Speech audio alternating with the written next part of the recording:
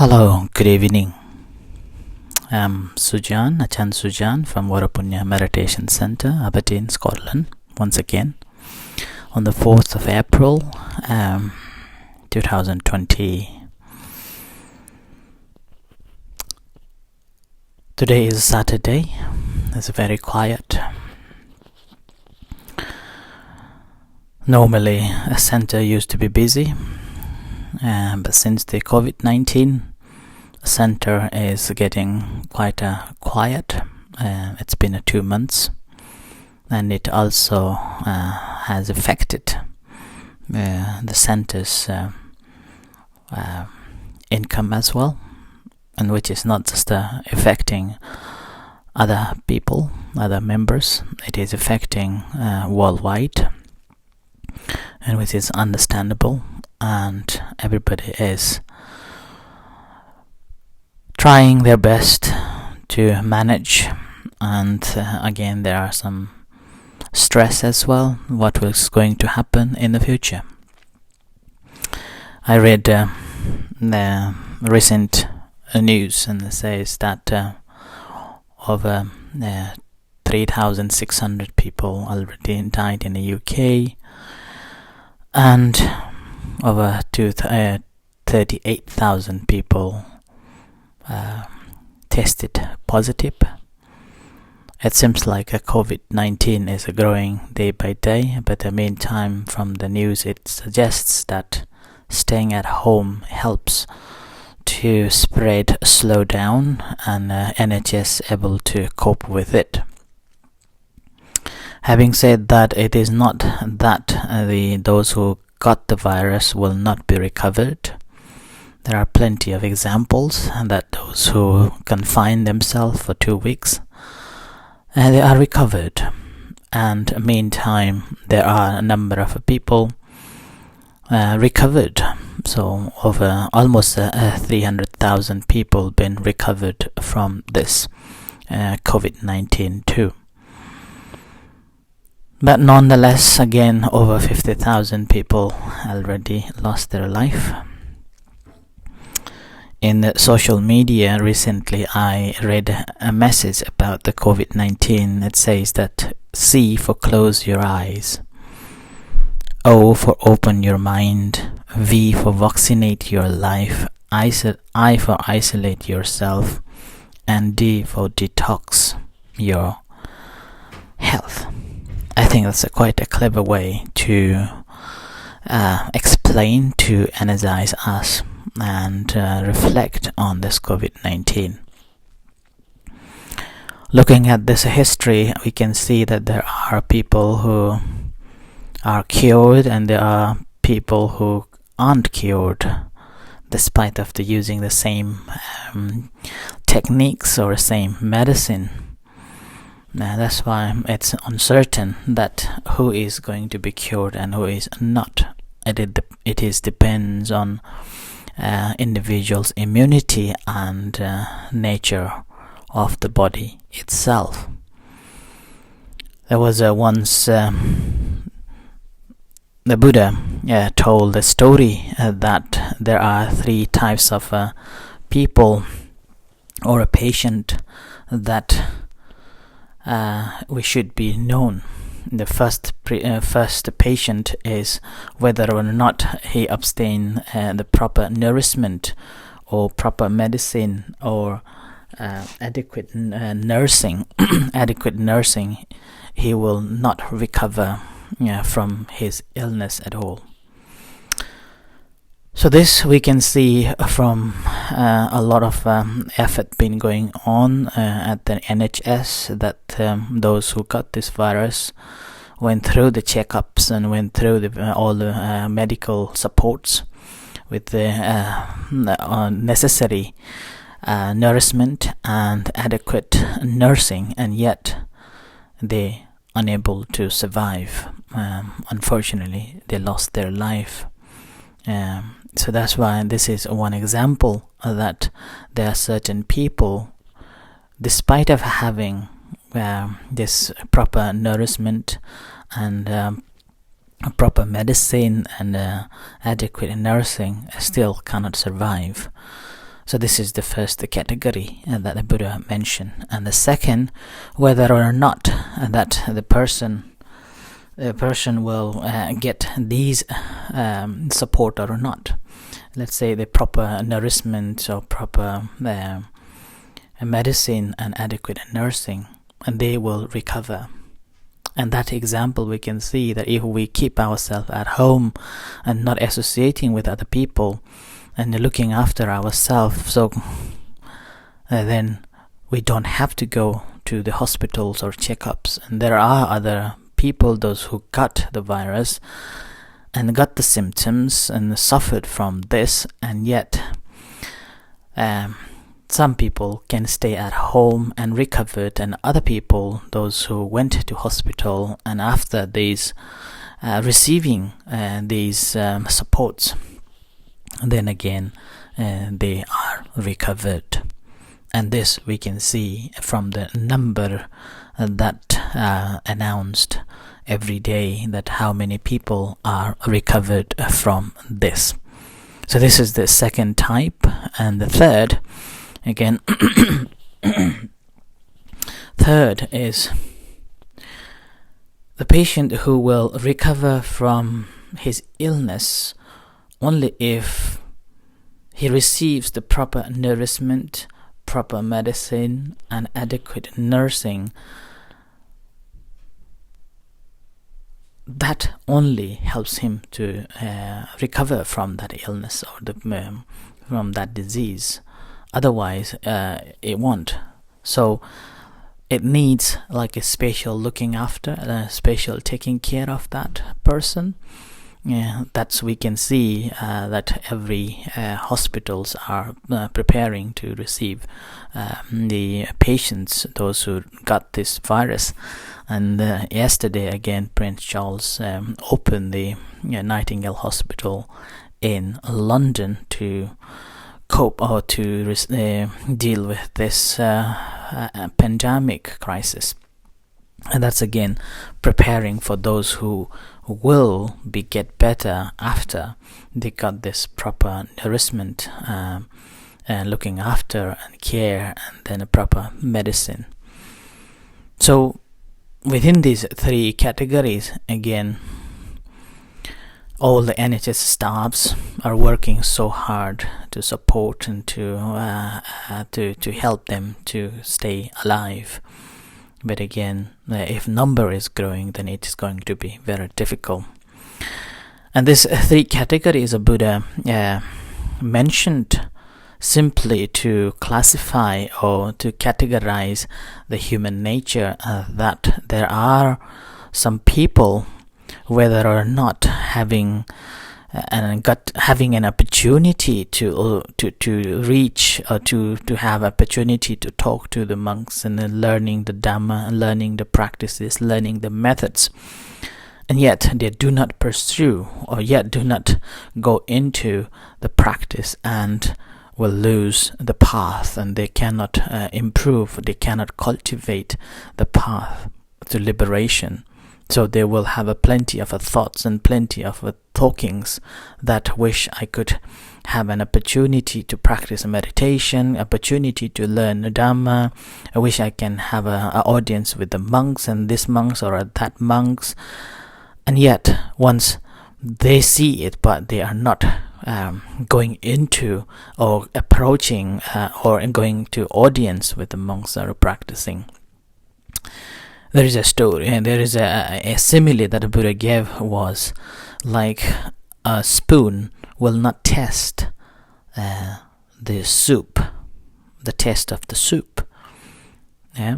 So sometimes people are very close to the monks, and sometimes they got an opportunity to listen to talks and guided meditations and so, but they will not go and will practice, and with this they will lose an opportunity. So with that, what happens is the opportunity will be lost. And this is also one type of a patience in terms of a spiritual development, that whether or not they have an opportunity, but they will not go to the path of assurance and will not reach the perfection of a wholesome state. So that's the first patience. And the second patience is like whether or not they will have an opportunity to talk to the monks, or an opportunity to listen to talks. They will spend their own time and try their best to go and learn and practice the Dhamma.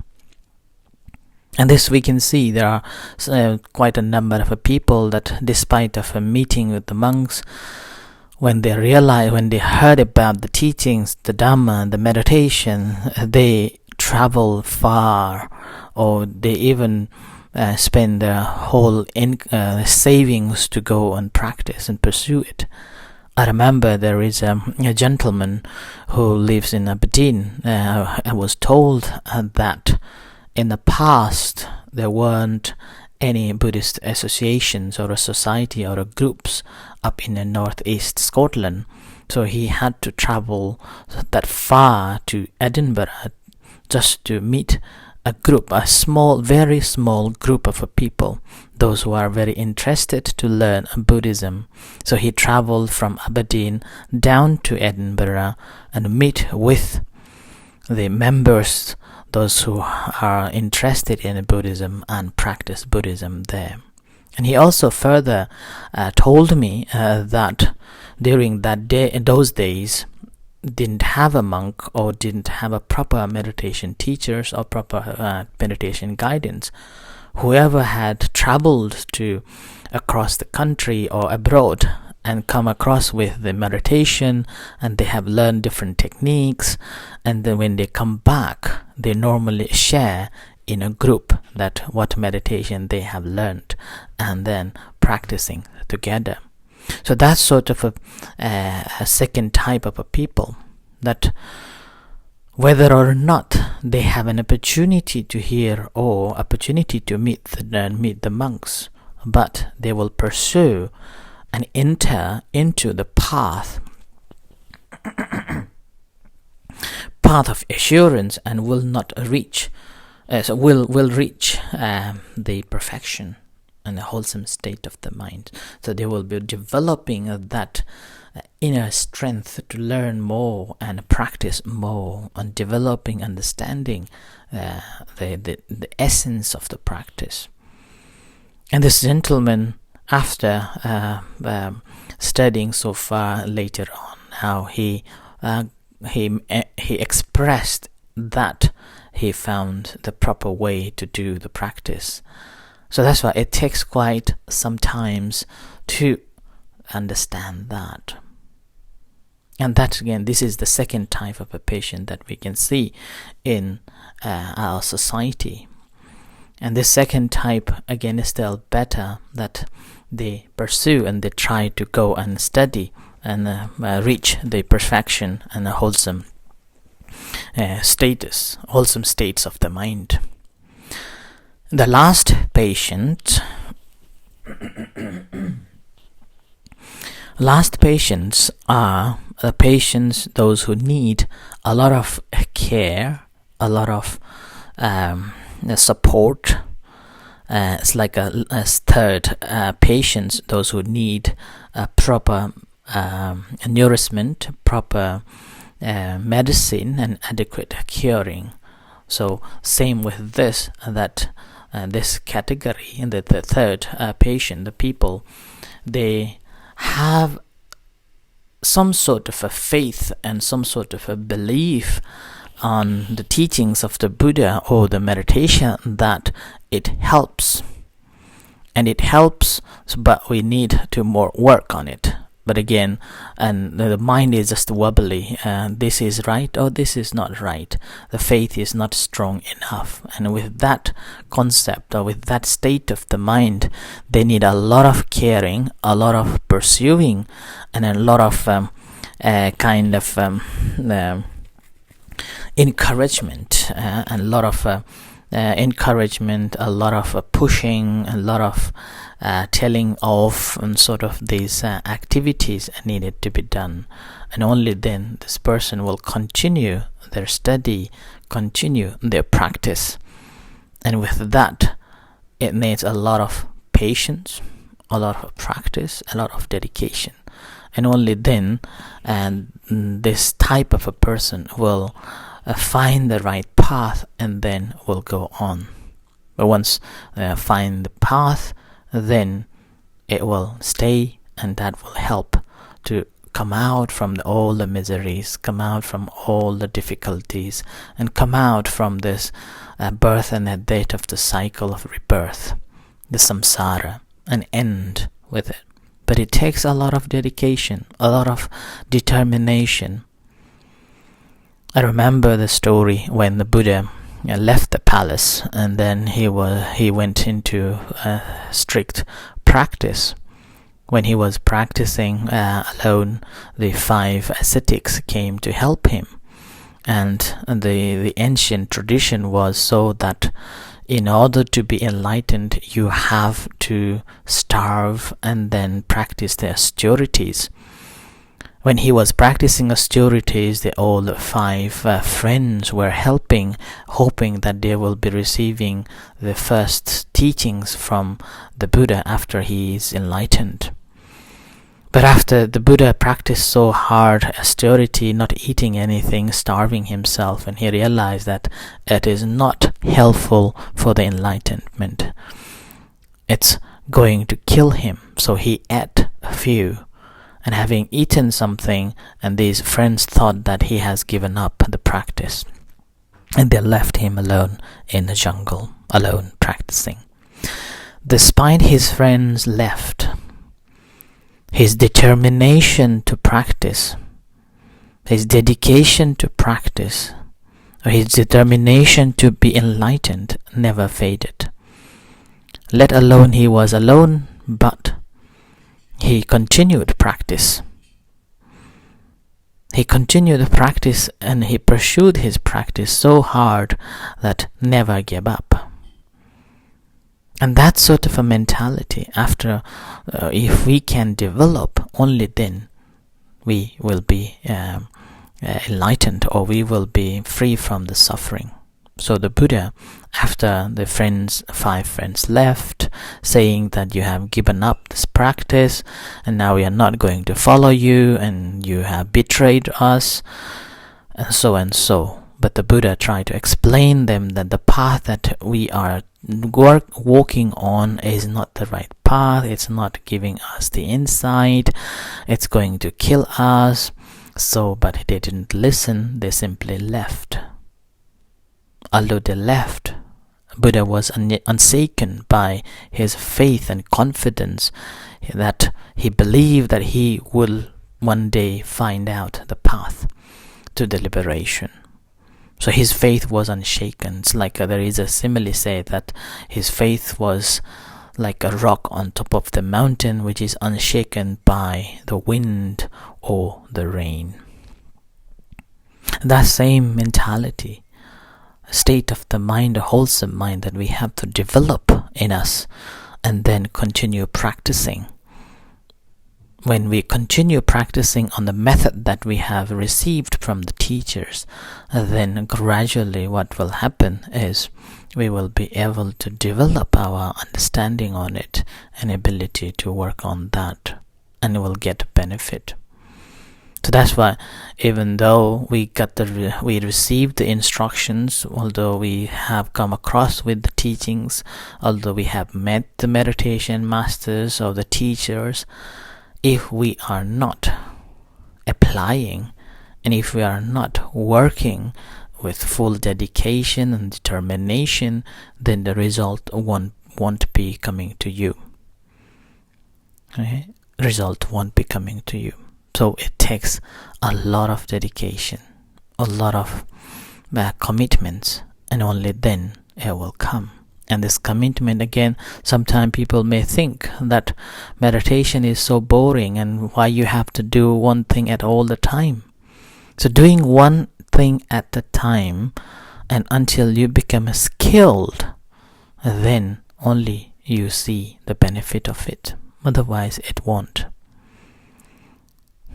It's like we have to walk each step, one step at a time. It's like when we were a baby. Each step, when we step forward, we have to make sure that each steps are firmly established, and only then we move on to the next move. And before then, that again, we hold on to our parents. The parents will be holding our hands, and we try to walk on that. And each time when we walk on, we have to make sure that we are safe enough, and then go further and further. That's the same with the having a Kalyana Mitta, or the good friends, or the monks, or having an opportunity to listen the talks and the guidance from the teacher. And with this, only when we go further, our practice will develop. And as our practice develop, we see that how our sila, or the precepts are, how our mind states are, and how the wisdoms is. So in this way, we will be able to free ourselves bodily, verbally, mentally, any unwholesome actions which is not beneficial for ourselves and not beneficial for others, as well as not beneficial for both of us, able to let it go. And we will be concentrating on anything, that action that we take which is wholesome, whether it is speaking, or whether it is physically doing, or whether it is thinking about good or bad, good things. So we will be developing that, we will be cultivating that, and as we cultivate it, as we develop it, we become with it at all the time. And with this, the wholesome mind will develop, that benefits ourselves and then to others too. With developing this mind and the wholesome state, what happens is automatically our mind is already in the sila. We are practicing the sila properly.